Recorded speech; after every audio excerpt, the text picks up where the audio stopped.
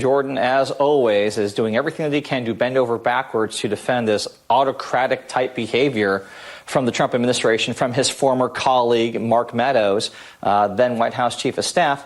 And again, this is incredibly dangerous. We have people who are at the highest levels of our government actively working to undermine a fair and free election, looking to use as their instrument of power the Justice Department, a Justice Department that in theory is supposed to be free and independent of political pressure. And it just tells us that, like the congressman said, January 6th is just going to be the beginning here unless we get serious and start unearthing the true nature and the full totality of what happened and hold those people accountable. January 6th will just be the opening act if Republicans are allowed to continue doing this, whitewashing what happened with this insurrection, trying to look the other way as violence and mayhem happened right before our very eyes, doing everything they can to make excuses for the people. I mean, to have a congressman sit there at a hearing and say, well, let's not talk about the people who actually were violent. Let's talk about the 4 or 5 other people. That is absolutely nonsense. And it just illustrates why Republicans cannot be faithful partners in an effort to equally look at what happened and the events of what led to January 6th.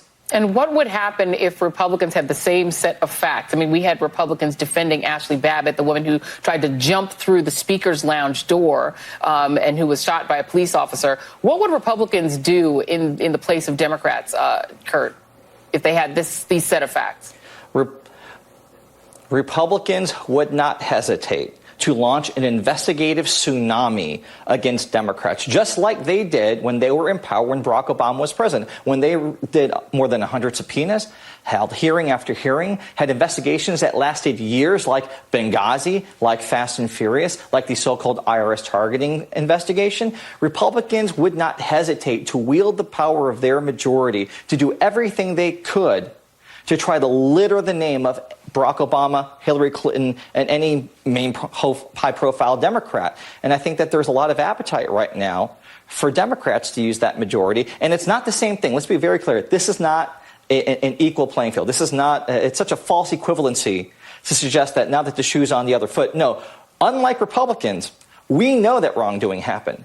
We know that corruption has happened. We know that this was the most corrupt administration in United States history. This is not a fishing expedition, as Republicans will claim. This is not trolling and trying to go after your political adversaries. That's what Republicans and Trump did. This would be a defense of democracy, and it needs to happen.